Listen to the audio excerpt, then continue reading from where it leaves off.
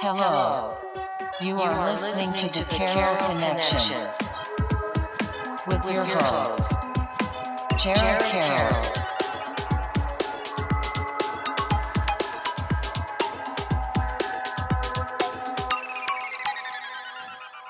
Hey everybody, welcome to the Carroll Connection. I'm your host, Jared Carroll, here to bring you guys another great episode. Did want to take a chance to shout out my last episode 190 with Jamie Calva. He is a music artist, and on that episode, we kind of talked about how we got into music and a little bit about his family dynamic. And it was a really great episode to see his kind of progression with his music, dabbling a little bit more into his Spanish side of speaking or Spanish speaking music and doing it that and kind of mixing in different variations of his music ability. And it was a really great episode. And obviously, hitting 190 is a huge mark for the podcast in our pursuit of 200. So if you guys could go check that episode out at thecarrollconnection.simplecast.com. Also available Apple Podcasts, Spotify, and all the major listening platforms. If you'd like to watch your podcast, go on YouTube, search the Carroll Connection, or at Jared M. Carroll, and it should pop up for you. If you want to be a guest or return as a guest, hit me up on Instagram at Jared M. Carroll at the Carroll Connection, and we'll set that up. So that brings me to today's episode 191 with Levi Leland. Thanks for having me. Happy to have you on this podcast. Got to give a quick shout out to Sierra Conway, who kind of helped link this up. And I always appreciate people that can kind of help link up future guests and do that stuff. And it's like, this is kind of what I always hope for, is that someone hears the podcast of someone that's been on and actually appreciates it and wants to be a part of it. And I appreciate you for wanting to be a part of this. And I'm glad that we were able to schedule this and do this. And I'm very excited. We had a great pre-interview. We talked about a lot of cool stuff. And I really appreciate you being here, and we're going to get into some great stuff. So how I like to start, just a little bit of who you are and what you're doing currently, just something quick and short. Yeah, so currently I kind of consider myself an amateur artist and writer, historian, tour guide. I'm really deep into Edgar Allan Poe studies, and I created a website, edgarallanpoeri.com. Kind of compiles all his history here in Rhode Island, specifically Providence.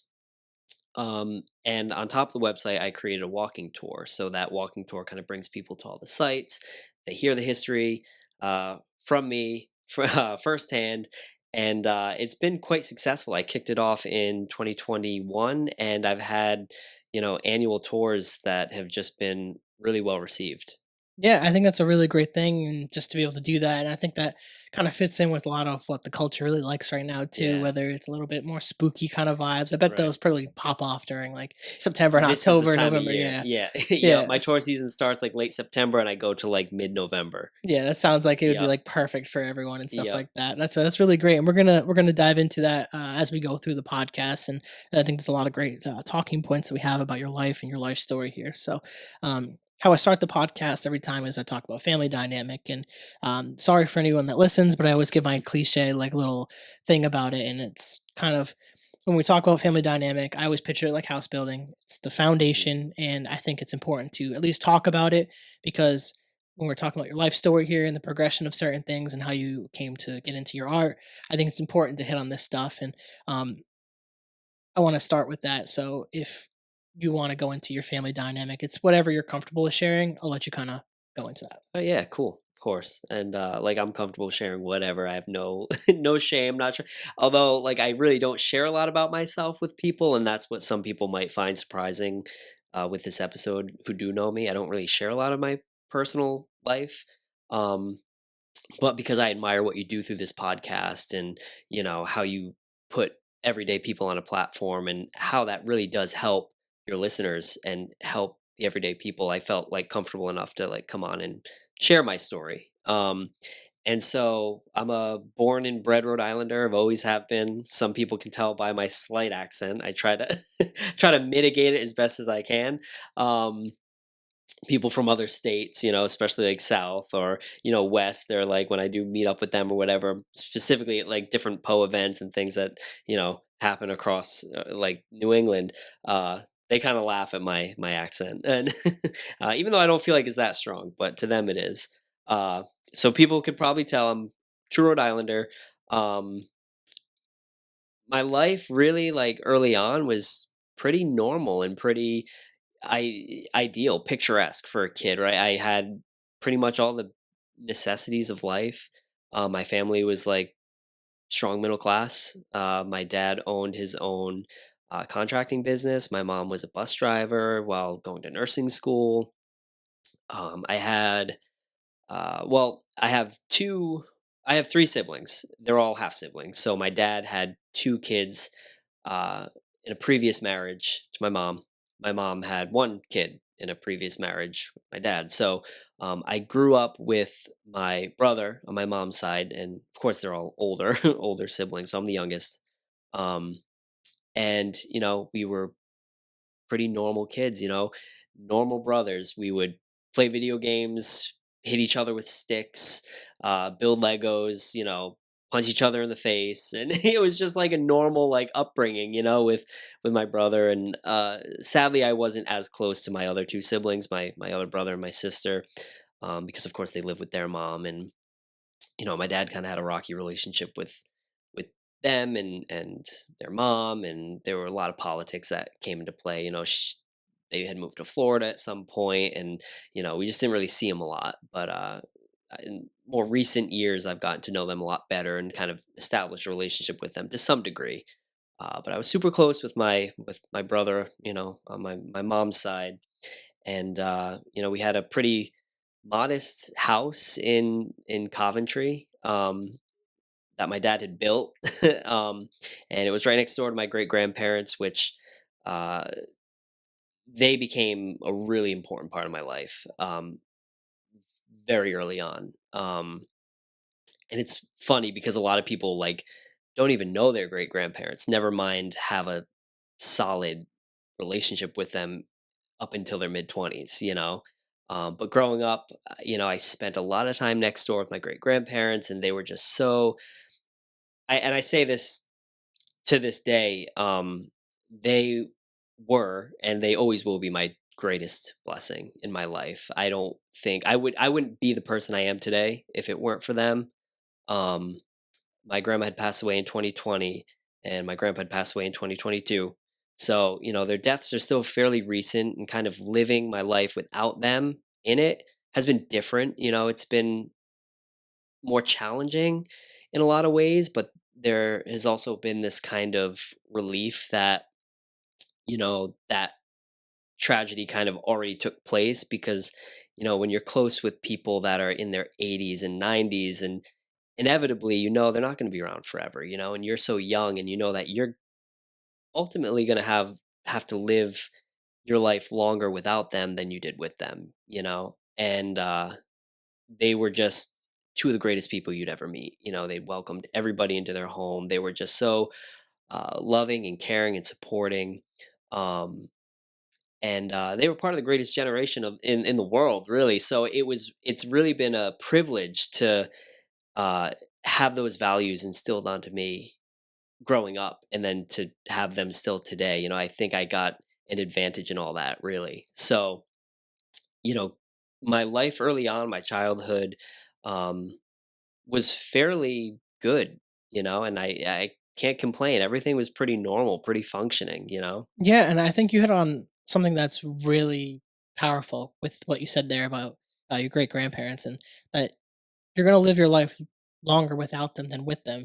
And um, for a lot of people, whether it's great grandparents, grandparents, a lot of the time we don't always fully understand the relationship, I guess, when we're growing up, to like ask questions about how Yeah, they were and what was it like for them and how they maybe met each other or what their relationship was like with your parents and stuff like that. And it's a shame that sometimes we don't realize that until we get older, like yeah, what our grandparents went through, or what our great grandparents went through, if we're lucky enough to have that relationship. right. And it's interesting, as like, to reference like my latest episode, my grandmother, to Yeah, have interviewed her, or going back to episode 2, my episode with my grandfather, and to just talk to them on like a more mature level where hmm, I can kind of think about things better, and comparing episode 2 to episode 1, I think it was 189 with my grandmother. I should remember that, but I've been all over the place. I've been right. taking so many Hard to breaks. keep track. Um, but just to compare those episodes, basically, it's just like crazy to see the ability to in myself to just more sit sometimes and listen to them kind of speak and encourage them to speak on their life, even with my regular guests, but specifically on that episode with my grandmother. I really wanted to hear her point of view of life, and Yeah. especially even her relationship with my grandfather. It's because, like, I think one of, like, the coolest things that we can do as people, especially within our own families, is ask about their relationships with one another. Yeah. Like, whether it's good or bad, to Right. know. And, like, Right. obviously at one point for them to form a relationship, it was good. So Yep. it's like, if you're in a family dynamic where maybe your parents aren't together or your grandparents aren't together anymore, to ask about the relationship, even if it might be a sore spot for them, Mhm. because, like, as we get older, we're gonna wish that we asked those questions, or we Right. wish we knew what their life was from their point of view. And I think it's beautiful when people take that chance to kind of talk to their grandparents or their great grandparents and actually sit down and ask them questions about their life. One of the coolest things that I did off podcast, this was like before I even started actually, was visit my grandmother in Florida. And it's my dad's mom, and my grandfather who passed was my obviously his dad. So they divorced before I was even born. So I had like Okay. basically another set of grandparents when I grew Yeah. up, besides my my grandparents on my mom's side. So I had three Mhm. sets of grandparents essentially. Yeah. And but I went to go visit my grandmother in Florida, and I just remember sitting down with her and her partner Henry, and just sitting at the table in Florida, just eating seafood, whether Right. it's at night, and just talking about their life. Yeah. Wasn't on my phone, just enjoying time Yeah. with them and appreciating it. And it's something that I'll forever remember, even just going to the beach with my grandmother. And this was during like spring break too. So we went to Clearwater, and all the spring breakers are out there and stuff. That's And I'm cool. with my grandma on the beach, Yeah. just like I was just happy to just be there and experiencing with her. And I Yeah. remember even going closer a beach near her and just seeing dolphins jumping in the water. And we're That's just at the cool. beach, and it's just one of those things. Is if you have the opportunity to take the time with your grandparents, just do Yeah. it. Do And it you for never real. know how long they're going to be here. Right. And to hear that you had such a powerful relationship with them, and to get a lot of their morals too, Yeah. it's a beautiful thing to have that. And even going back to touch upon the relationship with your brother, Mhm. I have all brothers, so I Okay. could totally You know. relate to that relationship, whether it was a struggle in the beginning, to Yeah. hating each other, to then loving each other, playing all the sports and video games Yeah. together, Yeah. and now it's like completely different. It's like a positive relationship. But Yeah. back then, we hated each other's guts, especially me and my brother Right. Jordan. We just closest in Yeah. age, just would fight all the time. And just it's a kind of a blessing to have a relationship, or to at least have a sibling, and to have like that relationship, because like Mhm. it's that it's your first friend too, on top Yeah. of things. So to form Exactly. that, it's a really interesting bond to have that. So I'm kind of curious too. You were kind of talking about the relationship between, or like your family dynamic, Mhm. and I want to kind of keep moving with the Yeah. conversation. Yeah. For Um, sure. what about the relationship with you and like your parents, and like their relationship with each other, basically? Yeah. Yeah. So that's a good question because my childhood and that early time in my life was, like I said, really good and picturesque. It was Hmm. like perfect. But sadly, as is all too known nowadays, my parents ultimately did get divorced. My dad struggled with mental health early on, and it got worse and worse. And he was always kind of this, you know, temperamental kind of, um, sometimes violent, sometimes, he very emotional, very passionate, very kind, very caring and loving, and but when things weren't going in such a way, it was like the opposite, and so early on it wasn't as severe, it could have just been taken as, well, he's just kind of angry or he's passionate, right? And sometimes passionate people will kind of be a little bit more emotional or more reactive to things. Um, but by the time I was like, 11, 12, and at this point, like my brother was 15, 16, starting to drive, starting to hang out with friends outside of school. So he was kind of out of the house. And, um, my dad and my mom just, they started having more and more issues essentially.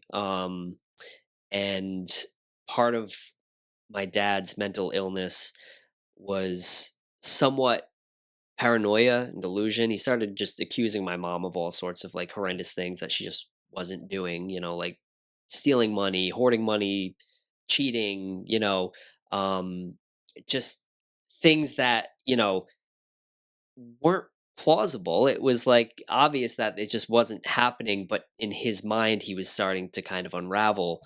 And, they split up a few times, which was hard. And there'd be a lot of yell. My dad was very loud and he would yell and, break dishes or whatever, which um, is what it is.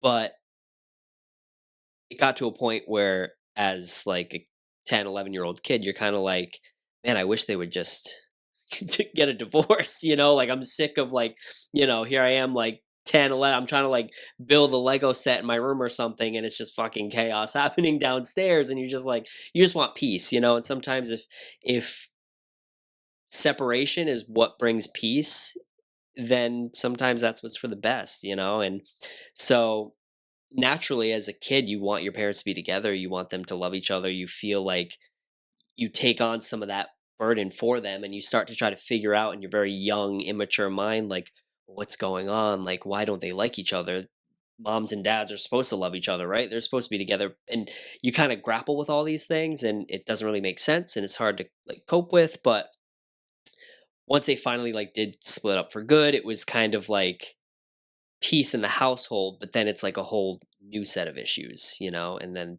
that gets hard. um of course, like living with my mom, um, was preferable, but there was a lot of instability with that. She couldn't afford the house anymore, so we are gonna have to move and live in some apartment and potentially get rid of my childhood dog because he was a pit bull, and a lot of places weren't allowing dogs, and it was like all of a sudden it was just like the rug gets pulled out from under you, and you're 12, 13, at this point, and you're already dealing with enough, getting older, like going into high school, facing all these anxieties, and so to have that kind of instability at home, it kind of can, you know, screw with your mind a little bit, can kind of trigger anxiety and depression and all these sorts of things that I've come to realize I've um you know picked up over so much time, and uh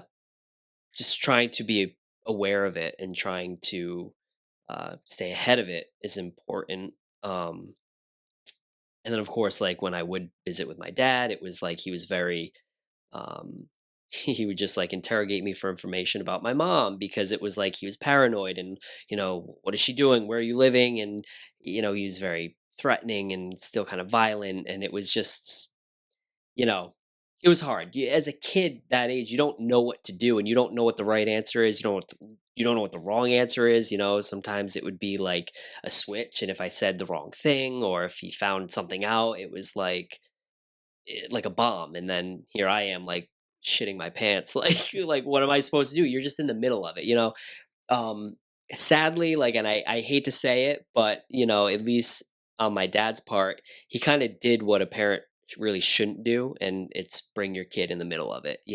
He really should have been leaving it aside and just you know focusing on me and himself and our relationship together, and you know moving forward, not just continuing into the divorce and the past and what my mom's doing, and you know but of course he was suffering from mental illness, and my mom had those suspicions, especially during their divorce and during their separations. Like before the divorce, she was, they did the marriage counseling, they went to their priest and to the doctor, and my mom tried to advocate for him, like, he's just not the same, he's not the same person I knew, you know 15 years ago. And so um as we were kind of talking about, it's sometimes you don't get that intervention from professionals that you need, and so people kind of slip through the cracks, and that's kind of what happened to him.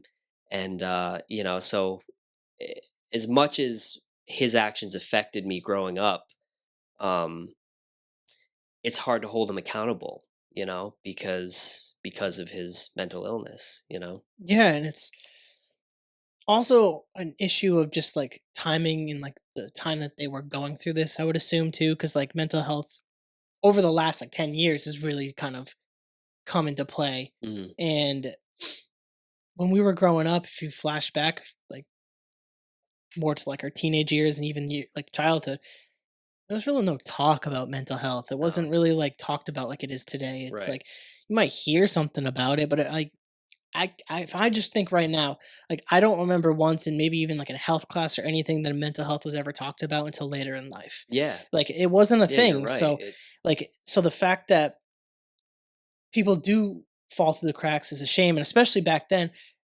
almost probably a majority of them fell through the cracks because people weren't really looking for it. It was just those are crazy people. And that's the Right. way they looked at mental Yeah. health, and they weren't trying to help those people. And essentially, it's sad to hear that that affected their relationship, and that people weren't, especially people in positions of power in terms of like mental health facilities or Yeah. therapists or whatever, couldn't see those things or couldn't do anything about it or didn't try to like obviously I don't know the depths of which they went to, but the case with mental health in that is very sad because not everyone gets the support they need. Right. And a lot of the time the support could ultimately save a marriage, could save a relationship, could save a person. And a Right. lot of the time people do fall through the cracks. And even nowadays people fall through the cracks. And it's sad to even say that when we talk about mental health. And we were talking off podcast, and when I was referencing an episode I had recently with Catherine Tilley when she came on, and we were talking about how a lot of people are supporting mental health, but when it's the real deep dark shit, no one Right. wants to touch They it. don't want to No, touch it. they Yeah. want to get away from it. They don't want to Yeah. hear about it. It's Yep. too much for them. Yeah. And I could totally understand where mental health might that part of mental health can be a lot to cope with when you don't understand it, why someone's acting the way they are, and you don't know the symptoms for certain illnesses and Right. all the triggers that go into that, and even the traumas that can cause those triggers and Mhm. cause those illnesses. But understanding and a little bit more sympathy and somewhat empathy Yeah. would go a long way with people. I wish Yeah. that they could just try to understand and be there and supportive and Mhm. see the people struggling as people in their own lives if it's just a stranger to them, or if Yeah. it is people in their own lives, like see them as the people that you know and try to be there for them as best you can. Obviously I can understand where it's difficult sometimes, but um sympathy and empathy are huge in those instances with mental health. Yeah. How did you at such a young age and at such a crucial point in life kind of handle a lot of that stress with trying to separate yourself from like your parents um divorce, and also trying to like find yourself at the same time? I can Yeah. imagine those things being all like intertwined and mixed. It was a difficult thing to kind of grasp and handle during those periods of life. Yeah. Yeah, for sure. Looking back on it, I don't really know how I did it. I think a lot of my thinking was just, well, everything's going to be okay.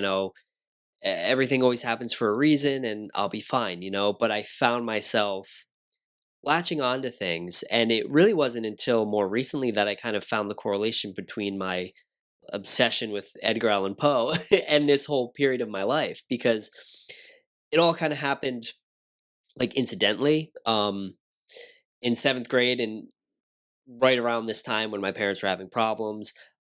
It was around Halloween, and we had a substitute teacher, and the teacher had scrapped whatever our regular teacher had left her to give to us, and she read us Poe, and I was just like enthralled by it, and maybe it was because I was going through things at home, and this was like horrific in its own way, and it was just intriguing, and it resonated with me somehow, even though like Poe's works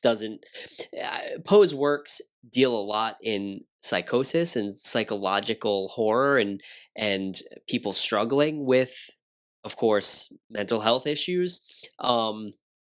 But of course that wasn't the connection I was making at the time. It was just, oh, this is cool, like I like this. So um I very quickly got into Poe at this time and just totally stuck with it. And I was just researching Poe on the computer, and going to the library and finding any book I could on Poe. And my mom at this point was super supportive of me getting into all this, and she would take me to like different events that were happening in Rhode Island that some related to Poe, some just kind of related to like, you know, classic literature and poetry. And she took me to Baltimore within like a year, where Poe is buried, and there's a museum down there that was his actual house.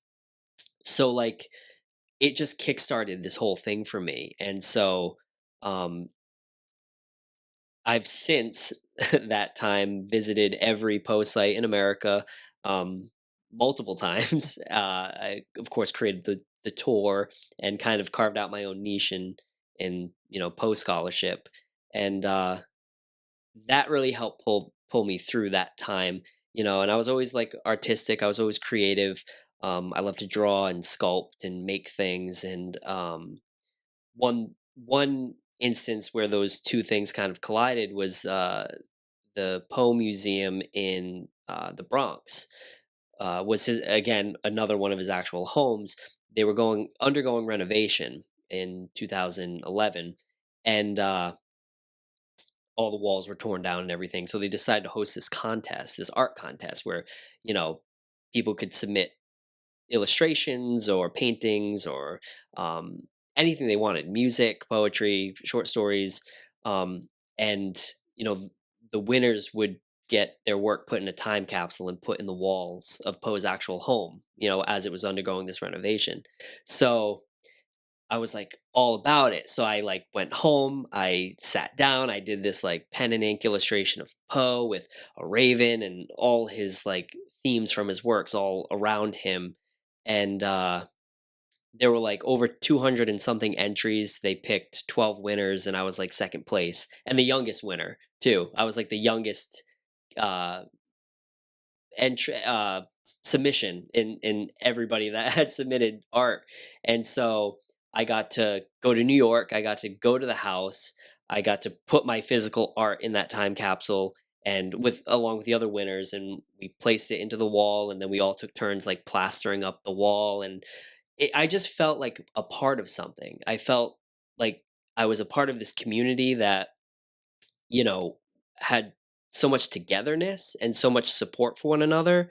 And maybe that was something I was kind of lacking at home while my parents were going through a divorce and kind of going through their own stuff. And I kind of felt maybe, kind of unheard or kind of on the back burner. And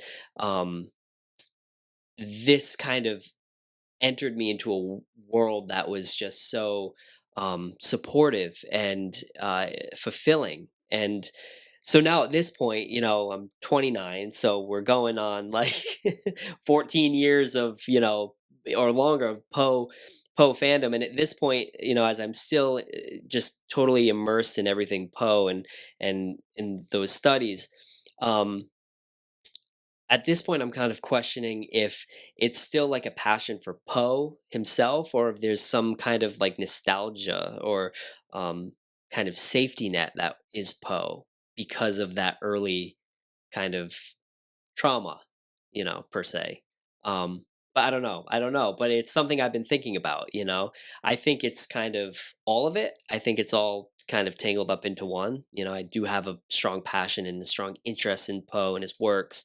Um, but also there's something about it that resonates and kind of feels comfortable and safe and consistent, um, having discovered him and kind of immersing myself in the field of Poe studies during a very tumultuous time in my life. So Yeah, think about that makes a you lot of know? sense, and I think both things can be true. Yeah. Like there is the genuine love and passion to do it, Mhm. and it's also in which the period of when you kind of discovered and came up with a lot of this stuff and Yeah. got into this is Yeah. where that point in your life where you were going through a lot of stuff as a child, and that could easily be linked to one another. And I think it's good though to kind of look at it and at least question if Yeah. you still enjoy doing things. I mean, Yep.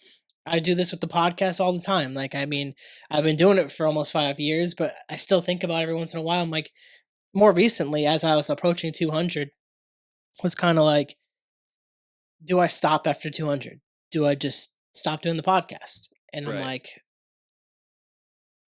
something was just like, no. Like, Yeah. it's just like, just keep doing it until you can't do it anymore. Yeah. And I think that mindset has always worked better. And then I bought more t-shirts and started Yep. doing more t-shirts and stuff like that. But I think looking into like the your creative passions that you're doing currently is always a good thing, because when you look into them, you kind of allow yourself to see different things about them, whether you want to take it in a different direction, maybe you want to tweak a certain thing about what you do. It just allows for reflection, and I think Hmm. that kind of phase in your life that you're going through with the post stuff is similar to what I've done with the podcast, and I think Yeah. any creative can kind of relate to that, where it's like Mhm. I think it's important to reflect on your work, and is this podcast reflection of kind of when I was quitting my jobs and trying to figure out Right. what do I want to do, and created a podcast. Is it me holding on to that feeling, or is Right. it me enjoying a podcast? Right. And I think again both could be true, but I think it's a good thing to always look at your art and question, is this what I enjoy Yeah. doing? Because you never know, it might not be one day. And I think Right. if you at least ask the question every once in a while, it allows for you to kind of revisit that actual genuine Mm. passion to do things. And I think what you've created with the post stuff is beautiful and great, and it's awesome and it's unique. Like Thanks. Yeah. that's one thing that's very like different about, I've interviewed a lot of people. When I see a lot of your stuff, it's very different. Like you Yeah. don't see a lot of people doing what you do, and I think one of the cool things with art is being niche with it. Yeah. So when you Definitely. find a space like that, I mean, obviously there's a lot of different stuff. Poe is a very popular Yeah. person, and so like there's people out there that do similar things, but like you find your own twist to it. Right. So I think Right. that's like a beautiful thing. Like so how did you get to the tour parts of it? Like you went from getting into it young at a young Yeah. age to all of a sudden jumping into doing tours. Yep. Like I don't know if the span in your life was, you're talking about like like seventh, eighth grade going into that. Like kind of what happened in between those like high school years and like Right. going Like into like then and now. now. Yeah, Yeah. like what kind of happened between then to lead you up to these moments? Yeah. That's a good question. So after visiting every Poe site in America, um, and seeing this claim that um, every city has on him, at least the ones he was associated with, of course, because Poe was kind of all over and all over the east side of the country in his lifetime, kind of always moving for work where publishing was popular because that was his grind. He was, writing and publishing. So he's associated with Boston, Massachusetts, Richmond, Virginia, the Bronx, New York, Philadelphia, Pennsylvania, Baltimore, Maryland. He even has ties in Charleston, South Carolina. He was all over, and there are museums. There are four standing museums dedicated to Poe, in each of and three of which were his actual homes that he lived in. Um, and so I realized that there was kind of a niche in being able to claim Poe geographically, and Poe was in Providence for a brief time. He courted a poetess here, Sarah Helen Whitman, and I quickly realized that no one was really claiming this territory. He didn't live here. He didn't have a house here. There's no museum here, obviously, but that's the case with Boston. Um, and I realized that it was an opportunity for me to claim that space and to carve that niche out, to separate myself from just being like a Poe fan to being like this Poe authority or this scholar that kind of contributed to something significant to the study of Poe and his legacy. And so I was like, okay, I gotta like dive into this, head first, and I did. So I just did a bunch of research specifically on Poe in Providence. I traced locations that he was at and studio where he sat for two different photographs that were taken, um, places that he courted Sarah Helen Whitman at. Um, and I just compiled this narrative of Poe's time. And as I traced all these sites on Google Maps, I was like, all right, this is kind of cool. It's a 1.5 mile loop. I'm like, I could take people on a tour, right? And kind of bring them to these locations, talk about the history, um, while we're literally walking in Poe's footsteps. And so that's what I did. The idea just kind of came it snowballed from like, from something a lot smaller, but it eventually snowballed into this tour. And, um, a lot of people in scholarship and in post studies specifically, you know, they don't really have any claim unless they've published something or have contributed something, right? Something that is accessible to the fans and the general public. So the walking tour kind of became my thing. And more recently, in fact, I was able to write about my experience in Poe and the walking tours in an anthology that's coming out next month. It's called More Than Love: The Enduring Fascination of Edgar Allan Poe. And so I was invited to contribute a chapter to this book. So now that endeavor, the tour, and you know has allowed me to now be part of a book. And it's just, it keeps kind of, the ball just keeps on rolling, and I just kind of roll with it. I always have ideas. I'm always thinking of different things I could do, and events I could host, and how else I can kind of celebrate Poe's legacy. But um a lot of it just has been kind of just falling into my lap. I kind of set the groundwork, and then the ball's just been rolling since. So Yeah, that's really cool though yeah. that you've taken the time to actually do the research and go to the Yeah. places and learn about the things. And Mhm. I can imagine those probably kind of difficult too at the same time to probably find a bunch of information Yeah. enough where you could create a whole tour on and talk to Yeah. people, because obviously if anyone's ever been on a guided tour, the tour guide makes or breaks the whole tour, Right. obviously, because like if their stories and information about what you're walking through isn't engaging or Right. isn't enough about the certain sites, Yeah. it can be difficult to go on tours. And I went to Germany for Oktoberfest. It was not last September, the September before, and we went on a walking tour. And it's just so cool when you have someone who has knowledge of the area that you're walking through Yeah. to kind of talk to you about some of the Mhm. history and the people that have been there and stuff like that.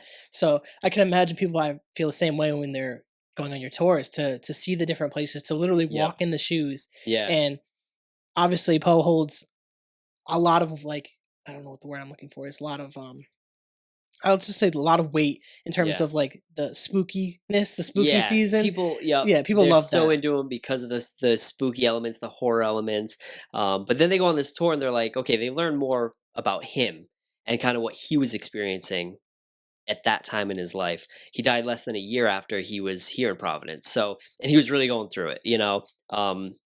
We could do a whole nother episode on just analyzing Poe's mental health at that time, because wow, it's chock full of really, powerful stuff.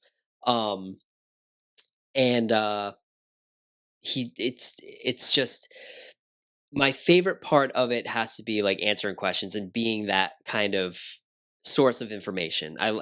People like to access that because the research goes beyond like Google. You don't just Google things. And I've been to various libraries in Providence. I've dug through boxes of manuscripts in the hands of his fiancee Sarah Helen Whitman, who wrote different accounts of her experiences with Poe and wrote different articles on Poe. And you have to dig up old newspapers and city archives and go to the historical society and find other documents and things that relate to Whitman and the city in general. Old maps to locate where sites were. And it's more than just a Google search. So people come on my tour and they learn all these new things, and then they have questions. And it's like, it's great because I kind of purposely wrote the tour so it's very, it tells the narrative very concisely, but it leaves a lot of room for questions because I want people to ask those questions. I want my patrons to kind of gauge the tour by asking those questions and kind of filling in maybe some of those blanks that I kind of purposely left out in a way, because I know they're going to ask, and I want to be able to kind of tailor their experience, and not just dump a bunch of information on them and just say, okay, well, that's it. And then they leave. And it's been really successful. People have come up to me at the end and they're like, and this is what I take really, like, I take this so kindly. And so it really, it fills me with a lot of joy to know that people can appreciate that, like, I'm approachable. It's not like I'm some like stuffy guy that's just like some academic that's like unapproachable and they don't want to ask any questions because they don't want to get in trouble or made to feel stupid or something. I love it. I love asking questions. I love like joking around and kind of having a really fun but like informative tour for the people that come on my tour, and it's been really fun. It's been great, and one of my greatest achievements so far.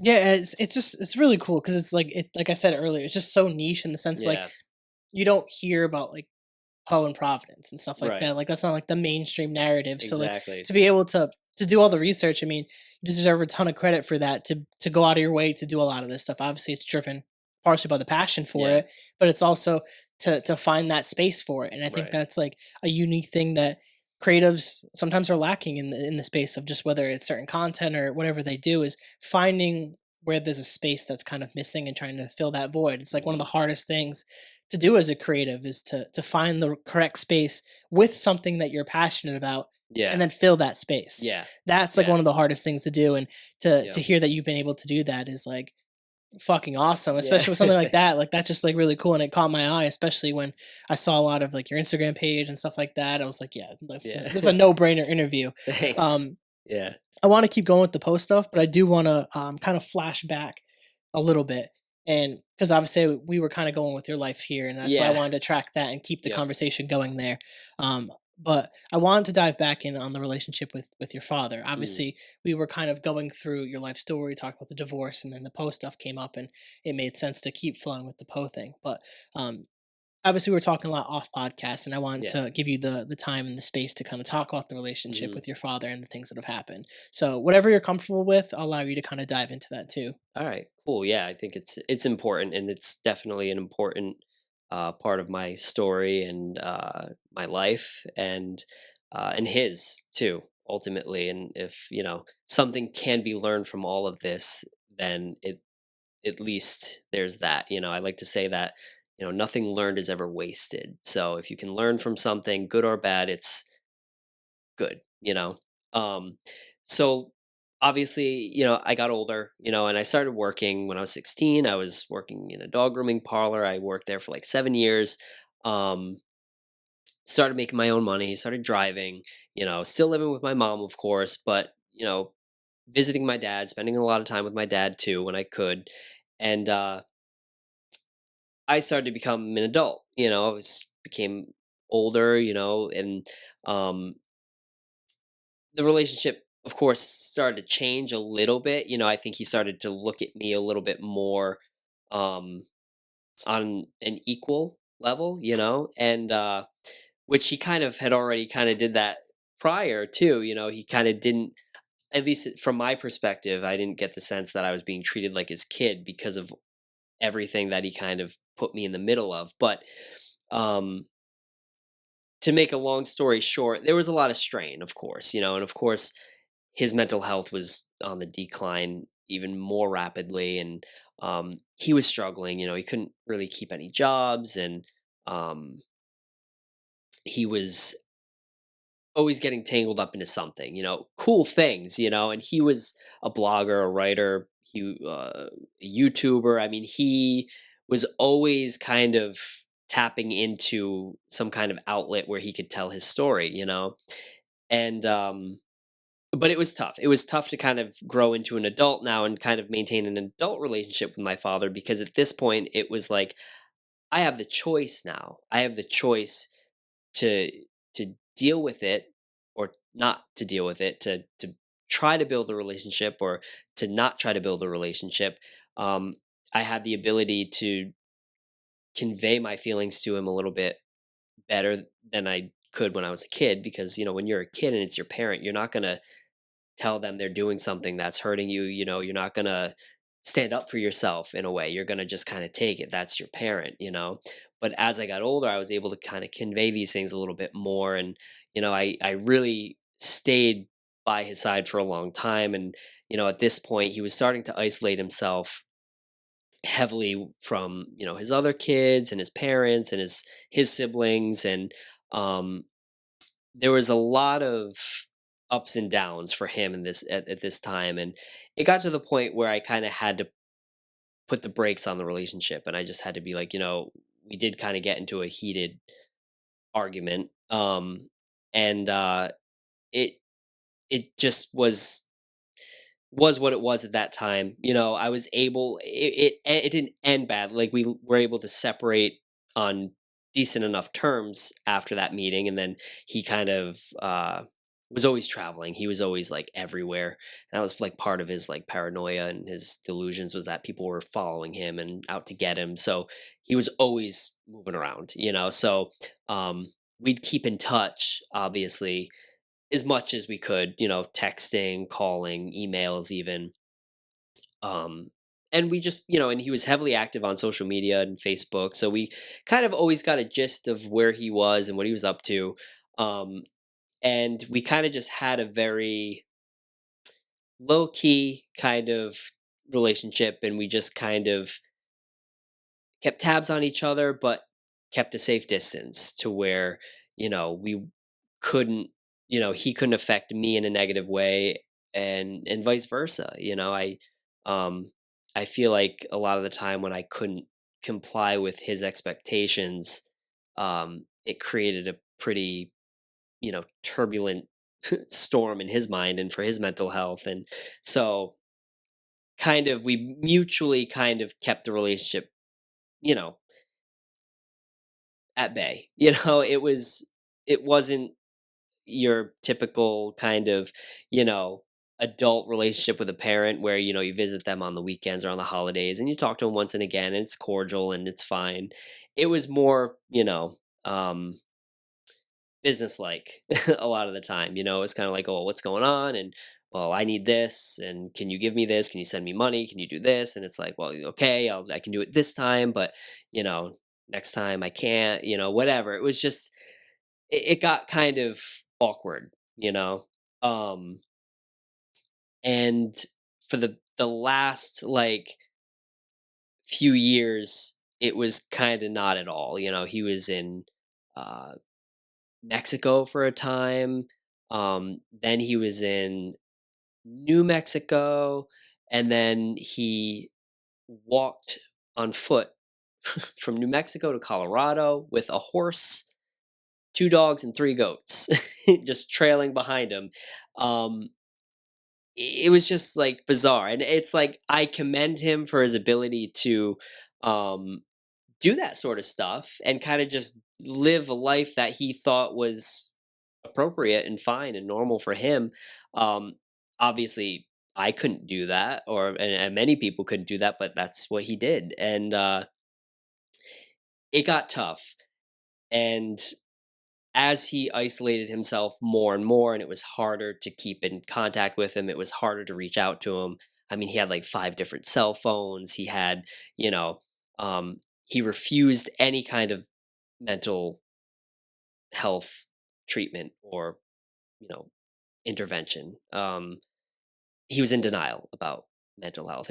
If you mentioned anything about the potential of him suffering from a mental illness, he was totally adamant about not being mentally ill, and he was perfectly fine, perfectly sane. Um, and yeah, he just isolated himself more and more. It got harder to contact him, and he stopped posting on social media around December of 2022. And the last thing that he had posted was the suicide awareness like meme, um, which we kind of thought was odd, but not unusual for him. Um, and by the summer of 2023, so last year, we found it odd that we couldn't we could not reach out to him. We could not get contact with him, and so we kind of unanimously decided as a family to just report him missing. And it's hard to report someone missing when they've kind of been missing their whole lives. Well, not their whole lives, but for the last 10 or so years, off grid and just kind of camping out in the woods and but we gave a report as clear as we could, and that, yeah, this isn't totally unusual for him, but it is kind of unusual because it's been a kind of a long time. So we reported him missing in the summer of last year, and then by November, we got a call. They had found human remains in the woods, um, unidentifiable physically, but the ID in the wallet that the remains had on them was my dad's. And so they had called us because after they searched in the records, they saw, that the family had reported this guy missing just a few months prior. So, you know, they called us, they told us the situation, but of course, the medical examiner would give an official report, if it was him or not. And sure enough, within a couple days, they were able to confirm it. Um, and so it just kind of came as like a shock. It's an overflow of emotions, um and it's just hard to process. And like I was kind of saying before, there's no right or wrong way to cope or to deal with a situation like that.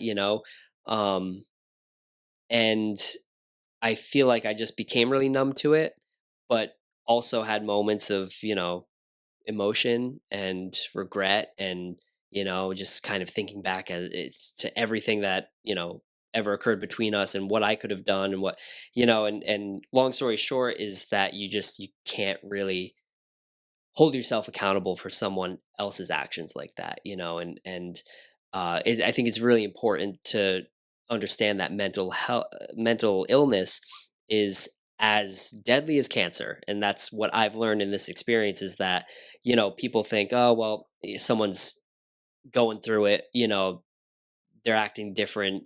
They're not the same person they were, but they're just going through a hard time. They'll get over it. Maybe they need a different job. Maybe they need a different partner. Maybe they need to do something else with their life. But that's not the case.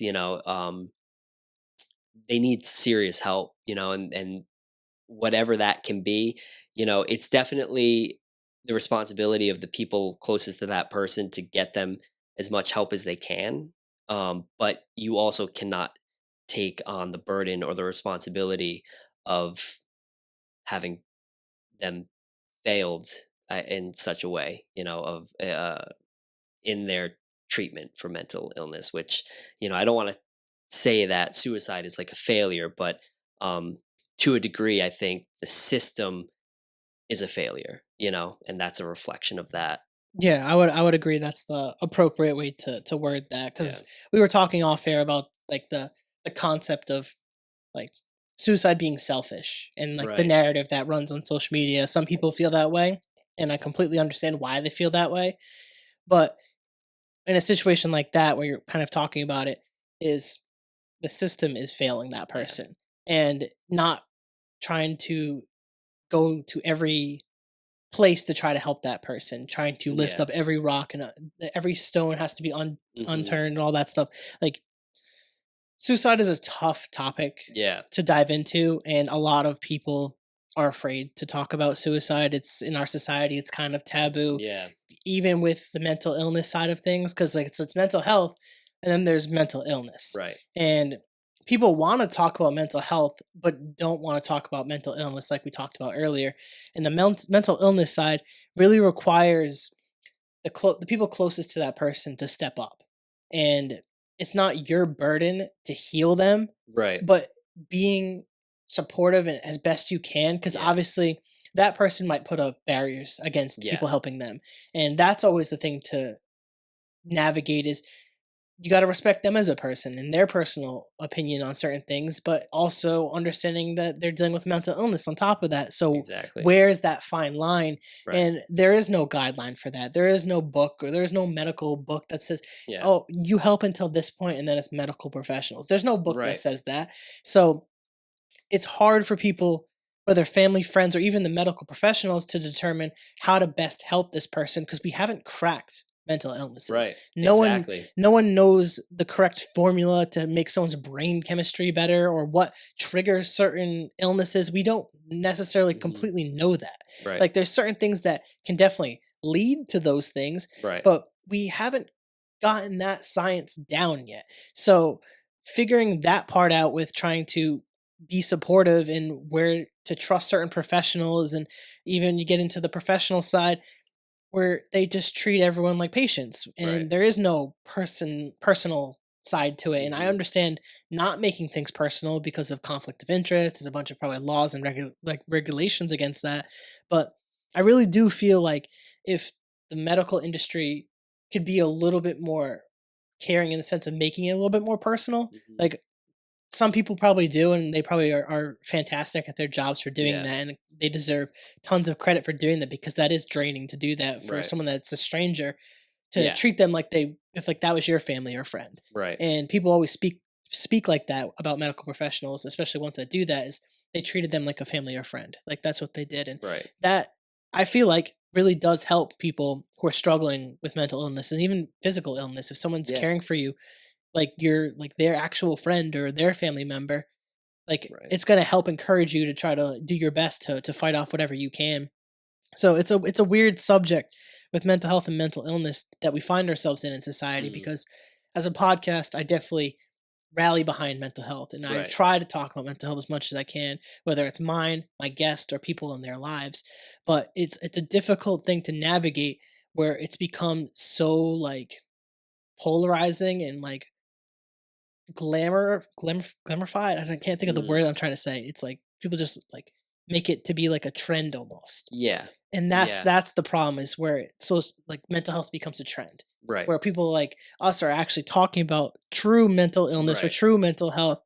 And I've had a lot of guests that come on and talk about that stuff, but social media takes it and kind of makes it a trend. You were kind of talking off air about people being depressed or anxious, Hmm. and then it's like, yes, we all feel depressed or feel anxious, but Right. like there are people who are truly Struggling with struggling with it. Yeah. depression or truly Yeah. struggling with anxiety disorders. Like those are real things. Exactly. And it's not to minimize someone feeling depressed or feeling anxious, but to understand there is vast differences between the things we use, and we've Yeah. kind of lost over the meaning of words almost, where Hmm. people who just feel sad are now depressed, and people who Right. might be I can't think of a synonym for anxious right now, but like might feel Yeah, a nervous or little, yeah, something or like a little uneasy. yeah, like a little uneasy or just a Now little, they're yeah, anxious. apprehensive, or yeah, it's anxiety, and it's, yeah, I think people are quick to just throw out those terms like, you know, oh, I like things neat, so I have OCD. And it's like, no, OCD is something people struggle with, and it's severe, and it's affects your life like severely. Just because you don't like, you know, clutter on the kitchen table doesn't mean you have OCD, but people throw these terms out like, um that's what they have, and it kind of devalues those things. It devalues OCD, it devalues depression, devalues anxiety, and so it's very vulnerable. It's to approach a professional with mental issues, mental health issues.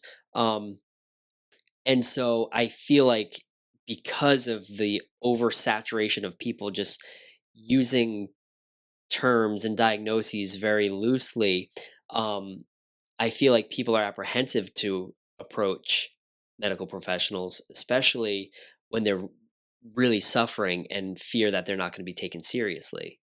And I think something about that has to change, and maybe us as a culture need to really acknowledge what mental illness is, and how it feels, and how it really can affect you, and differentiate that from just feeling, a little uneasy, or sad one day, or emotional. It's we have to really focus on um the difference between the two, and what's real and what's not. And you know I think listening to everybody is important. I don't think we should assume that somebody's really not suffering or really is. I think we need to just have something change in the system, and uh, provide better help to those who truly need it. Yeah, I totally agree with that. And it's tough because like it's like you don't want to minimize people to speak out about how they feel, but it's Right. like we also need to truly identify the people who do need like Yeah. the help or severe help, Mhm. because people are out there struggling, and this goes into so many different issues with our society right now and how we've ended up into the place that we are, where we don't know how to decipher what true mental health is. Hmm. Like, the pendulum swings in both ways. Like, before, obviously, generations didn't talk about mental health. Over the last, like, 10, 20 years, everyone talks about mental health, but not Yeah. we're still not talking about the real stuff. Right. And now it's oversaturated with people just talking about how they're feeling all the time, Hmm. and it's not necessarily a good or bad thing, but it's Right. sometimes overshadowing the true dark places that mental health can go or mental illnesses can go. Right. And it's sad to see that, because there are people out there who are afraid to reach out because of labels and stuff like Yeah. that, and we need to be more empathetic to those people and Hmm. try to encourage those people. And this is a call to anyone that's listening to the podcast to check on the people in your life. And I know it's like, if they don't hit me up, then I don't want to hit them up type of culture Right. right now. And I can Right. understand that. I really do, because I've fallen in that place. Especially when you grow older, it's just harder Yeah. to It's hard maintain to maintain. relationships. Exactly. But if you're Yeah. able to, with at least the people that you consider closest to you, like, shoot them a text, like, give them a call every once in a while. Like, it doesn't hurt. If you're thinking Hmm. about them, you think of like a random song and it brings back a memory with someone. Yeah. Like, just hit them up and check on them and just see how they're doing. And it just takes that one text sometimes that Yeah. someone could receive, and they really needed that Can make check all the in. difference. And you just never know. And I need to get better at that with some people in my life too, and I always try to be accountable in that aspect, to not just say stuff and then not do it either. Yeah. Like, I definitely do that in my life from time to time too. Life just kind of gets in the way, but as someone who's seen, like, the negatives of mental health, the scary sides of mental health, and has kind of gone through certain things in my own life, like, you have to be willing to talk about these experiences and share them. And I appreciate you for being willing to share that, Yeah. Of and kind of course. what you've kind of gone through with that. And, like, how has that process been for you? Obviously, it's still really recent, Yeah. with you kind of grieving that and moving forward. And we talked about, kind of even off podcast, um, how you went on a tour the next day. Yeah. Like, how has that been with doing the tours and stuff, and obviously grieving the loss of your father? Yeah, it's been weird. It's been a lot of ups and downs. The morning after I found out, um, I had a tour previously scheduled with a lot of people on it, and I don't know. I just didn't really know what to do with myself. Did I cancel the tour and have to email all these people and potentially piss some people off? And I'm not going to tell them all, hey, my dad just I just found out my dad committed suicide, I got to cancel the tour. You just you it's I felt awkward about it, but I thought, I feel very numb, and part of me felt like I just had to keep going and I just had to keep moving forward. And a couple days after we found out, me and my siblings, we got in the car, we drove 5 hours up to Williston, Vermont. We talked to the detective. He brought us right to the site that he was found in. We wanted to know every detail because we wanted the closure. We went from kind of we went from having a relationship with him to seeing him a lot, to him struggling, to him isolating, to sharing a few texts here and there, to then not hearing from him at all for a while, and then all of a sudden they just find remains. And it's like, how do you have closure? How do you move on from that when you can't even at least see your father one last time, even at a wake, to get that closure for our own, you know, ability to move on, to say, okay, that is him. He did pass. I think part of us just still hadn't believed it yet. We wanted, it was a mistake. This guy stole my dad's wallet and then hung himself. But, of course, further analysis and examination showed that, biologically it was him. So we couldn't deny it. But you go through that stage of denial. And so I remember just kind of like standing there right below the tree where, you know, the dirt was still turned up. There were boot prints and paw prints from the dogs and the detectives, and the scene was still there. And I just looked, and I looked around, and I tried to get inside his head for a minute. I tried to say, like, why this? I tried to look in the direction that he would have been looking, and I just tried to understand. And the thing is, I'll never understand. And I figured that out right then and there that, yeah, I mean, I could be standing right here. This is where he was, 5 hours away in the middle of the woods in Vermont. I mean, it was a beautiful scene, the landscape was beautiful. There were mountains and trees and a creek. It was beautiful in a way, in an odd way. Not to try to put like a nice element to it. I mean, it's obviously horrific, but you know, I stood there, my siblings stood there, and yeah, I just tried to understand and quickly learned that I will never understand because I'll never be able to get inside his head. I'll never know what he was thinking in that moment or what his last words were or what his last thoughts were or if he was thinking about his kids or himself or anything at all. And so I just kind of learned that I just have to be okay that I will never understand, and that's okay too. That's a powerful thing because, like, you want to know those Yeah. answers to those questions, and you just will never know what Yeah. was going through his mind, and to maybe take some peace from that, just to that you'll never know. Yeah. Like, there is peace in that. Like, and I think it's okay that you'll never Hmm. know, and it's just one of those things that it's a lifelong grieving thing. Yeah. It'll never like ever like kind of go away. It's always gonna be Yeah. there. Like, it's just part Yeah. of life when you lose people that are that close to you, especially a father. Like, it's for better or worse, it's your Right. father. Like, Right. obviously I could assume that you had good memories, you had Yeah, good of points in your course. life. Like, so it's you will think of those things and you will think of that, and it's unfortunate that that part of mental health exists in Yeah. that space, and there's nothing that we could do to help those people when they're on their own like that. Like, and especially when professionals couldn't do their job or couldn't help them Right. or didn't have the knowledge back then to really step in before things got to that place. But like, it's just kind of unfortunate that things have gone to that place. But Yeah. what it does seem like is that you've been able to take the appropriate steps to grieve in your own time, spend Yeah. time with the appropriate people, spend time Mhm. with the family that you needed to, and you've continued with your tours. You've continued Yeah. doing what you like to do, and I think that's a positive thing Yeah. because you could allow it to really affect you in the sense where you don't do anything, you stop doing all your art and your creative endeavors, and you just sulk in it.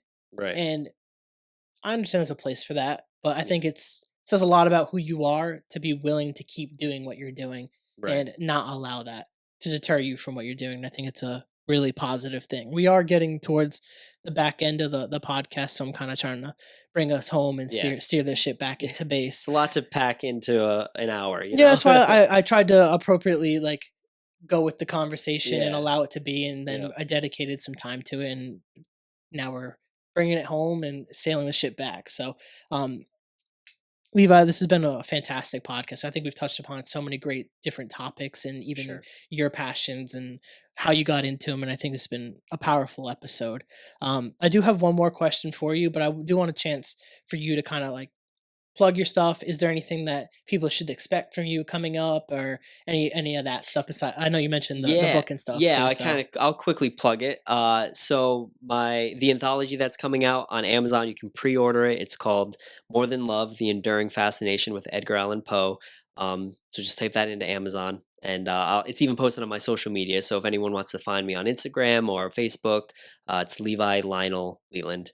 Um, and anyone that wants to follow my website too, of course, edgarallanpoeri.com. I post my tour schedule there and links to Eventbrite to purchase tickets. So my tour season's going to start next month. So if anyone's interested in Poe history, Providence, I urge you to come on a tour, and it's a lot of fun. So yeah, perfect. And it's perfect. And please check out his website, check out his yeah, Instagram, check out all the stuff that he has. And I think it's really great that you do this, and it's really unique, like I've said throughout the podcast. And I'm glad that we've got the chance to talk about that as well. For the last question that I mhm, always like to wrap up my podcast with is, what would your advice be for someone who wants to pursue their passion? that's a great last question. So Uh, one of my heroes said this. Don't reach for the stars, reach for the horizon. And I find that to be so powerful because um, the horizon is subjective. The horizon is yours. it's your perspective, it's where you're trying to reach, whether it's 100 miles away or 1 foot away. Um, just do your best to get there and appreciate the small goals. And I think that can propel you far in life. Don't set yourself to someone else's standard, Um, so just keep looking to your horizon, not the stars, not where everybody else is looking. Look to your horizon and reach for that. I love that, especially when that's like the stereotype that everyone reach for the stars. Right? That's like And a I hate that. yeah, It's like reach, okay, yep, but yeah, don't reach for the stars. yeah, that's true. You Reach should for the definitely horizon. reach for the horizon where your eyes are, where you're Yeah, where you're where going. you're going, And I not think everybody that's else. beautiful, 'cause too many people are focused on where other people are going, what other people want to do. And if you're just focused on what you want to do and focus on your passion, and obviously when you can help others and encourage others and inspire others, I think it's always a positive thing. And I try to do that every week that I do a podcast, is try to Yeah, help inspire people and encourage people and put a spotlight on people that do great things. But if you can focus on your journey, focus on what you're doing and how you can get better. and yep, and comparing isn't always great, but it's also good to see what people in your field do. So if you can yeah. check what other people do and compare, Inspiration is great and key. definitely, it's you got if you can get inspiration from other people, don't copy them, but get Right. inspiration. And I Yep. think that's like a positive thing that we could do as people. And I think that's a great way to wrap up this podcast. So Yeah. Levi, I appreciate you for coming on this podcast. I had a great time talking to you off podcast as well Yeah, I on did too. podcast. And I look forward to seeing what you come up with in the future and you keep Yeah. doing and grinding to. And there's a place on this podcast always for you. So if you're ever Cool. interested in coming back and I talking think I more, might be. and we can dive into so many different topics For and spend sure. more time on stuff too as Yeah. well. So Cool. maybe next time when you're getting ready to launch your next tour next year, and we'll have a year of stuff, and maybe Yeah. we'll reconnect and see what An we're up to. update. Yeah, I love it. I think love that'll it. be cool. So Nice. again, appreciate you for coming on this Thank podcast. you. Thank you for having me. Of course. So for you guys, if you guys like the podcast, please rate, review, subscribe, share with your friends, share with your family, share with your grandma. Check it out at thecarrollconnection.simplecast.com. Also available Apple Podcasts, Spotify, and all the major listening platforms. If you like to watch your podcast, go on YouTube, search The Carroll Connection, or at Jared M. Carroll, and it should pop up. And if you want to be a guest or return as a guest, hit me up on Instagram at Jared M. Carroll, at The Carroll Connection, and we'll set that up. So, till next time, guys, peace.